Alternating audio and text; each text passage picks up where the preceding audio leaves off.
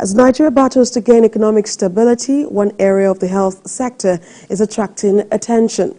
Many Nigerians say they are being faced with very high prices of essential drugs and non-availability of some others.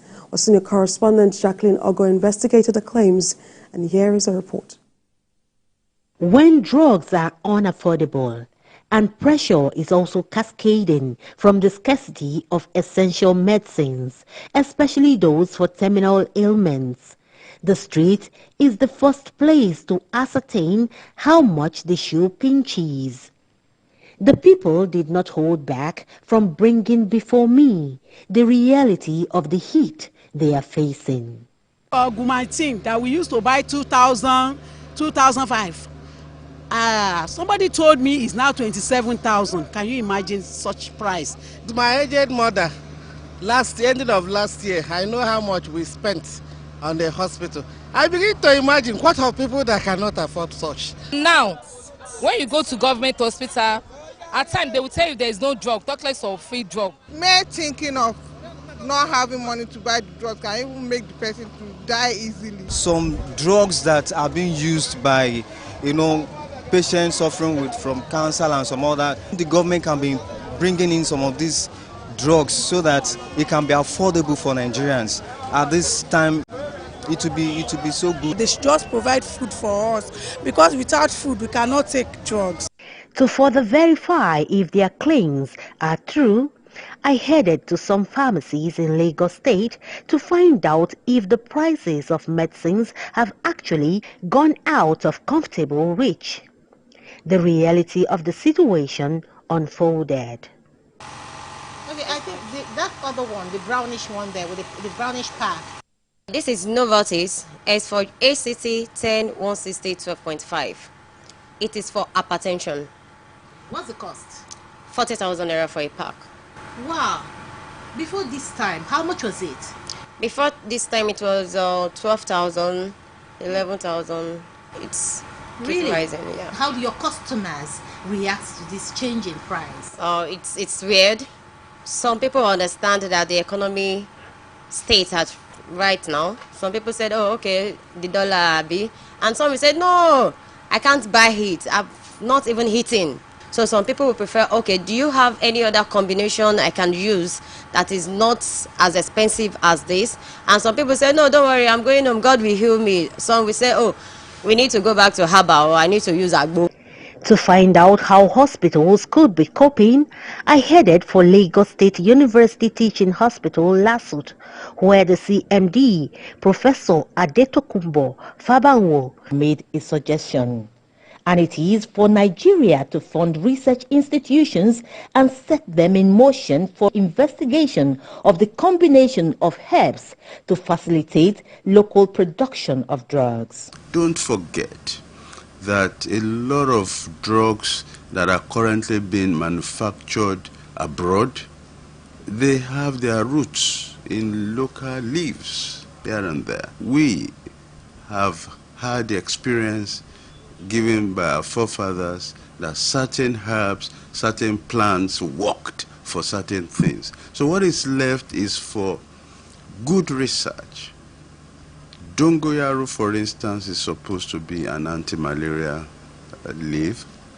I am not aware that anybody has done any research to find out what are the properties contained within Dongoyaro that makes it anti-malaria, and also how can it be developed further so that Nigeria can use the components in Dongoyaro leaves to produce its own anti-malaria.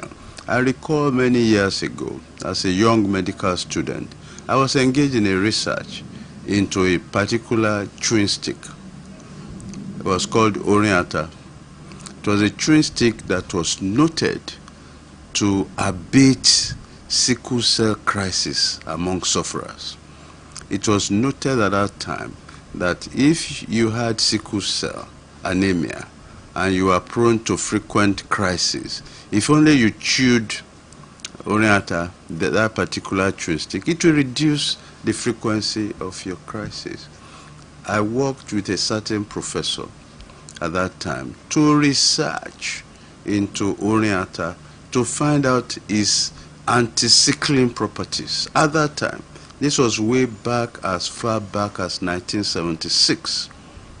Today, where is the end result of that research?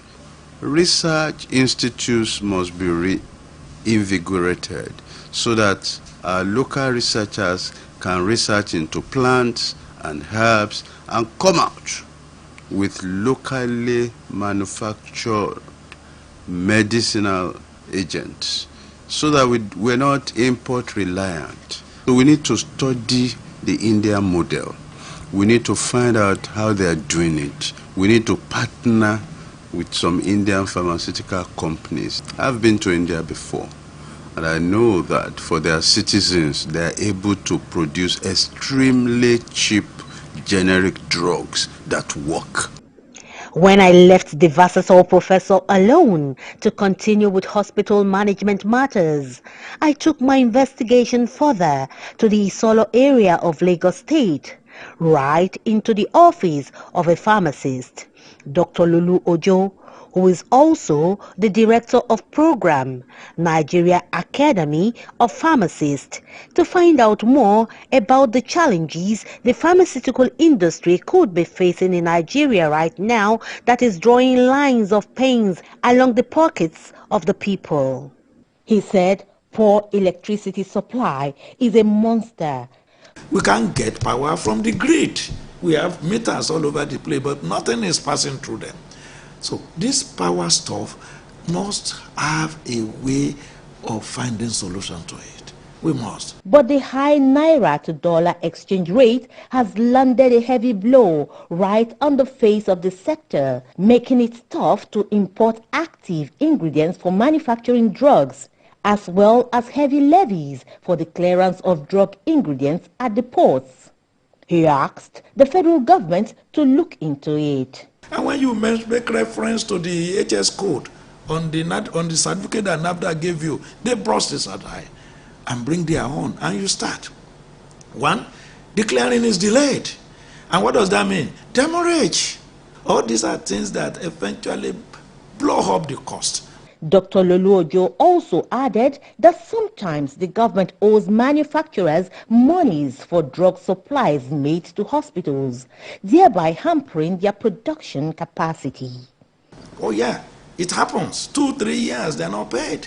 Most of these people borrow their money from the bank, and the bank does not care whether you supply to a government agency and he has not paid you. So something that I will ordinarily sell at 1 naira 50 kobo, I will probably sell it to you at 1 naira 70 in order to take care of the cost of fund.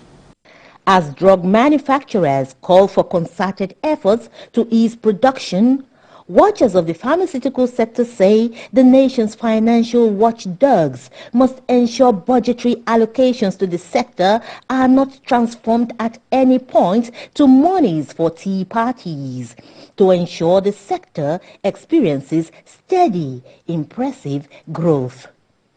Jacqueline Ogoh, TVC News, Lagos.